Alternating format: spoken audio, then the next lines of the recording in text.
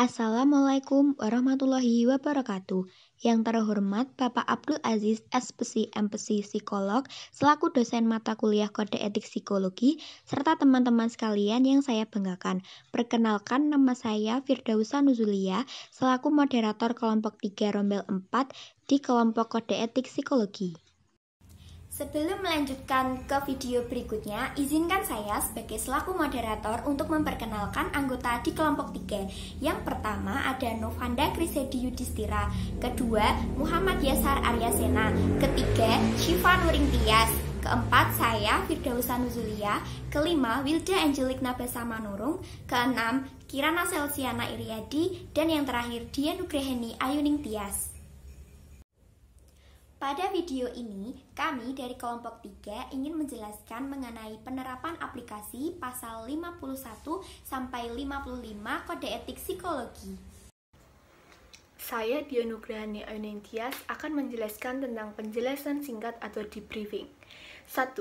Psikolog dan atau ilmuwan psikologi memberikan penjelasan segera setelah selesai pengambilan data penelitian dalam bahasa yang sederhana dan istilah-istilah yang dipahami masyarakat pada umumnya, agar partisipan memperoleh informasi yang tepat tentang sifat, hasil, dan kesimpulan penelitian, agar psikolog dan atau ilmuwan psikologi dapat mengambil langkah tepat untuk meluruskan persepsi atau konsepsi keliru yang mungkin dimiliki partisipan.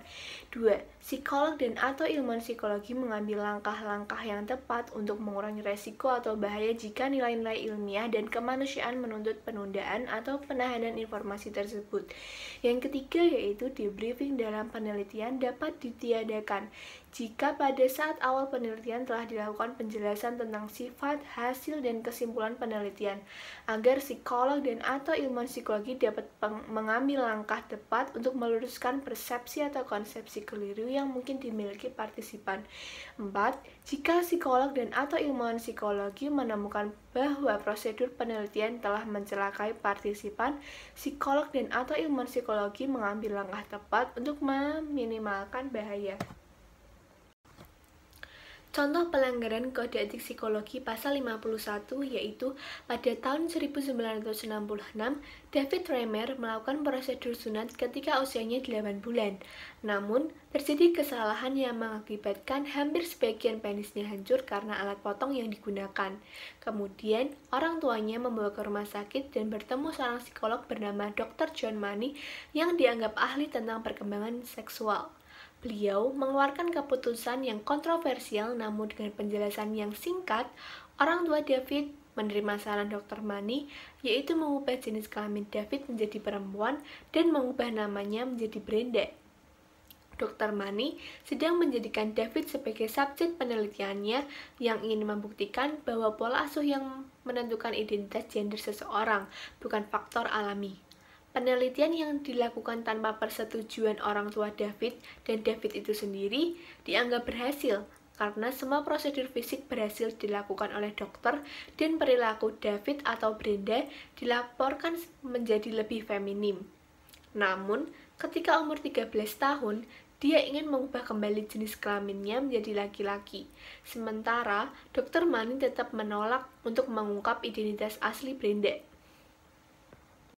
Perkenalkan, nama saya Syifa Nuring Tias akan membacakan pasal 52 dan akan dilanjutkan oleh kawan saya yaitu Firdausa Nuzulia. Pasal 52 penggunaan hewan untuk penelitian. Psikolog dan atau ilmuwan psikologi memperhatikan peraturan negara dan standar profesional apabila menggunakan hewan sebagai objek penelitian.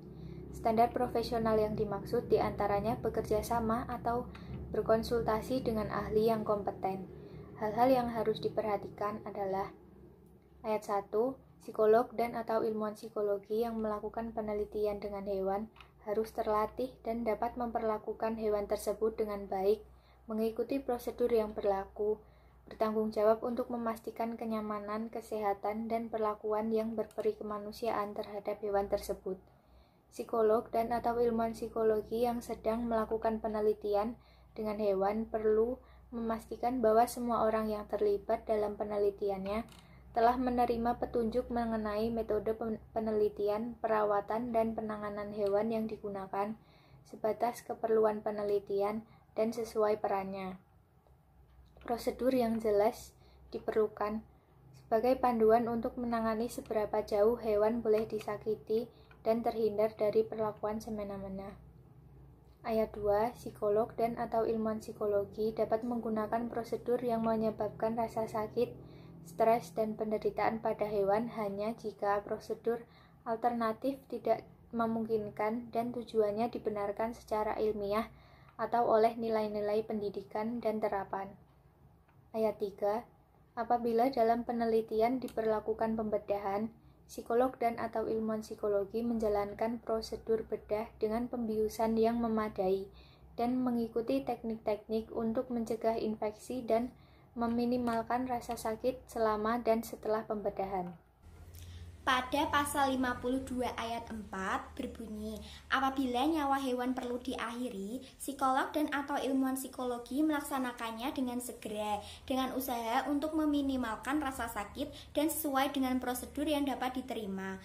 Contoh kasus pada pasal 52 adalah pada tahun 1665, Martin Seligman yang seorang psikolog menguji ketidakberdayaan pada hewan.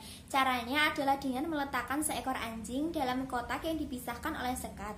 Anjing itu lalu disetrum dan setruman akan berhenti jika anjing itu melompat ke bagian kotak seberangnya. Semakin lama penelitian berjalan, anjing akan menyadari cara menghindari setruman. Pada penelitian berikutnya, Seligman mengumpulkan sekelompok anjing lalu menyetrum mereka dalam rentang waktu yang acak. Anjing-anjing ini ditempatkan dalam kotak bersekat, lalu setruman akan dihentikan jika anjing melompati sekat tersebut.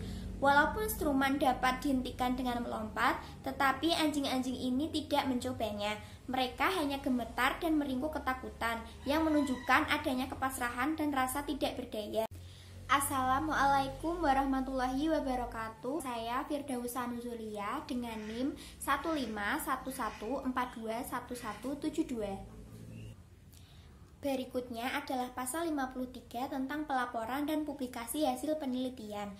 Psikolog dan atau ilmuwan psikologi bersikap profesional, bijaksana, jujur dengan memperhatikan keterbatasan kompetensi dan kewenangan sesuai ketentuan yang berlaku dalam melakukan pelaporan atau publikasi hasil penelitian.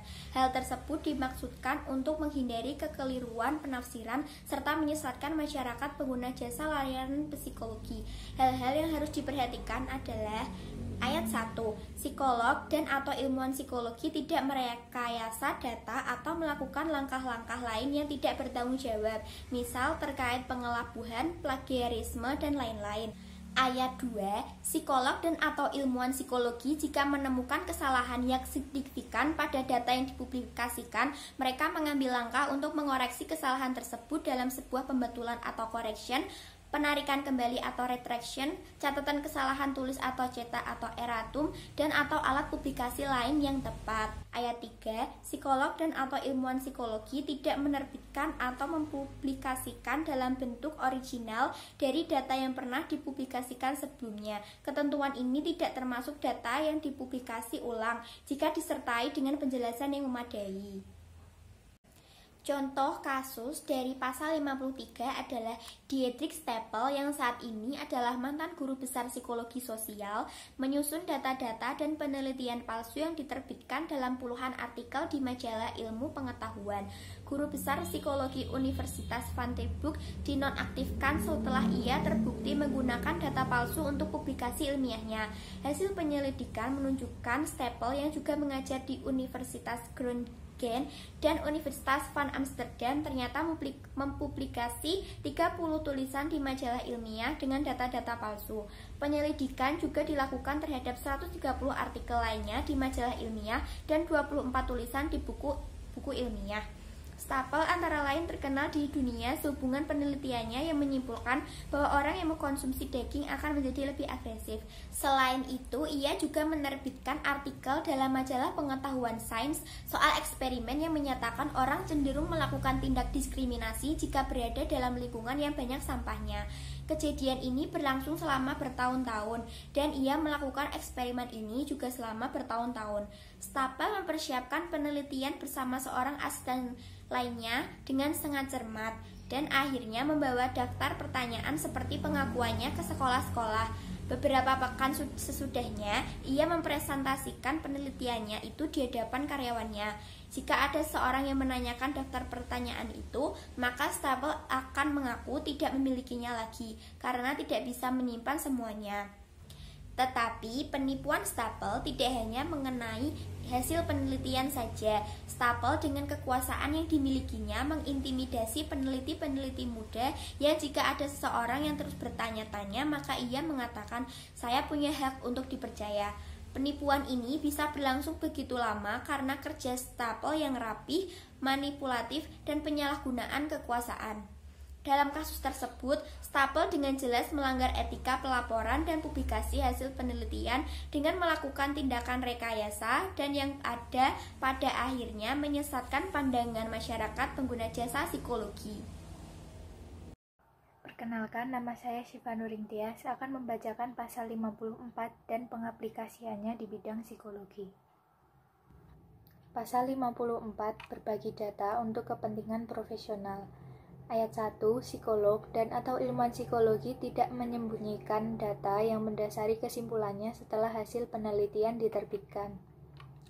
Ayat 2, psikolog dan atau ilmuwan psikologi dapat memberikan data dari hasil penelitian yang telah dipublikasikan bila ada sejawat atau profesional lain yang memiliki kompetensi sama dan memerlukannya sebagai data tambahan untuk menguatkan pembuktiannya melalui analisis ulang atau memakai data tersebut sebagai landasan pekerjaannya. Ayat 3, ketentuan pada ayat 2 tersebut tidak berlaku jika hak hukum individu yang menyangkut kepemilikan data melarang penyebarluasannya. Untuk kepentingan ini, sejawat atau profesional lain yang memerlukan data tersebut wajib mengajukan persetujuan tertulis sebelumnya. Ayat 4, profesional atau sejawat lain yang memerlukan data penelitian tersebut wajib melindungi kerahasiaan partisipan penelitian dan memperhatikan hak legal pemilik data.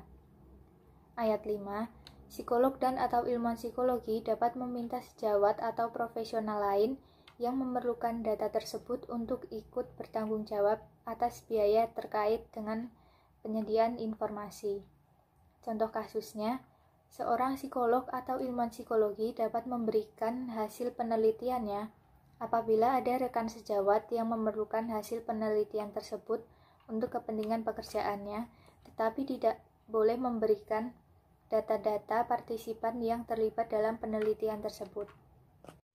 Assalamualaikum warahmatullahi wabarakatuh. Saya Kirana Salsian Iriadi akan melanjutkan pasal berikutnya, yaitu pasal 55 mengenai penghargaan dan pemanfaatan karya cipta pihak lain. Ayat 1, psikolog dan atau ilmuwan psikologi wajib menghargai karya cipta pihak lain sesuai dengan undang-undang, peraturan, dan kaidah ilmiah yang berlaku umum. Karya cipta yang dimaksud dapat berbentuk penelitian, buku teks, alat tes, atau bentuk lainnya harus dihargai dan dalam pemanfaatannya memperhatikan ketentuan perundangan mengenai hak cipta atau hak intelektual yang berlaku. Ayat 2, psikolog dan atau ilmuwan psikologi tidak dibenarkan melakukan plagiarisme dalam berbagai bentuknya, seperti mengutip, menyadur, atau menggunakan hasil karya orang lain tanpa mencantumkan sumbernya secara jelas dan lengkap. Penyajian sebagian atau keseluruhan elemen substansial dari pekerjaan orang lain tidak dapat diklaim sebagai miliknya, termasuk bila pekerjaan atau sumber data lain itu sesekali disebutkan sebagai sumber. Ayat 3, psikolog dan atau ilmuwan psikologi tidak dibenarkan menggandakan, memodifikasi, memproduksi, menggunakan baik sebagian maupun seluruh karya orang lain tanpa mendapatkan izin dari pemegang hak cipta. Ayat 4, kredit publikasi yang diperoleh psikolog dan atau ilmuwan psikologi harus dapat dipertanggungjawabkan dan benar-benar mencerminkan kontribusi ilmiah atau profesional yang telah dilakukan atau di mana mereka ikut berpartisipasi. Kepemilikan atas posisi struktural institusional, misalnya kepala bagian atau pemimpin lembaga, tidak membenarkan pencantuman nama yang bersangkutan bila ia memang tidak berkontribusi nyata dalam penelitian atau penulisan. Ayat 5, kontribusi minor dalam penelitian dan penulisan yang dipublikasikan harus diakui dengan benar. Hingga pada catatan kaki dan kata pengantar, mahasiswa atau orang yang dibimbing tetap harus didaftar sebagai penulis atau anggota tim penulis bila publikasi tersebut merupakan karyanya. Artikel yang secara substansial disusun berdasarkan skripsi, tesis, dan atau disertasi mahasiswa tetap harus mencantumkan nama mahasiswa tersebut. Jadi kesimpulannya, psikolog dan atau ilmuwan psikologi wajib menghargai karya cipta lain sesuai dengan undang-undang yang berlaku. Tidak dibenarkan melakukan plagiarisme dalam berbagai bentuk. Tidak dibenarkan untuk menggandakan, memodifikasi karya orang lain tanpa mendapatkan izin dari penulis aslinya. Kredit publikasi karya ilmiah harus dapat dipertanggungjawabkan dan kontribusi minor dalam penelitian harus ditulis dalam publikasi. Selanjutnya, contoh kasus pelanggaran pasal 55. Jordan lulus S2 Magister Sains dalam bidang psikologi. Ia bukanlah seorang psikolog mengambil ranah psikolog, yaitu melakukan tes psikologi guna melihat kemampuan minat dan bakat siswa-siswi kelas 12 di salah satu sekolah swasta. Dalam pelaksanaannya, walaupun ada campur tangan dari psikolog asli bernama Brian, hal yang dilakukannya tetaplah salah. Brian sebagai seorang psikolog juga melanggar kode etik pasal 55, penghargaan dan pemanfaatan karya cipta pihak lain ayat 1.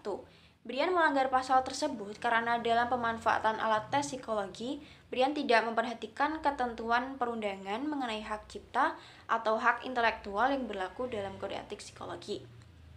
Di luar sana pun banyak juga penjualan tes psikologi online yang disalahgunakan, sehingga orang-orang yang benar-benar bergerak di bidang psikologi tersebut harus menerapkan kode etik psikologi. Hal ini didukung oleh Himpunan Psikologi Indonesia yang akan mengajukan rancangan undang-undang psikologi ke DPR karena banyaknya terjadi penyimpangan dalam profesi psikolog. Terima kasih. Sekian penjelasan yang dapat kelompok kami sampaikan. Kurang lebihnya mohon maaf dan terima kasih atas perhatian yang diberikan. Wassalamualaikum warahmatullahi wabarakatuh.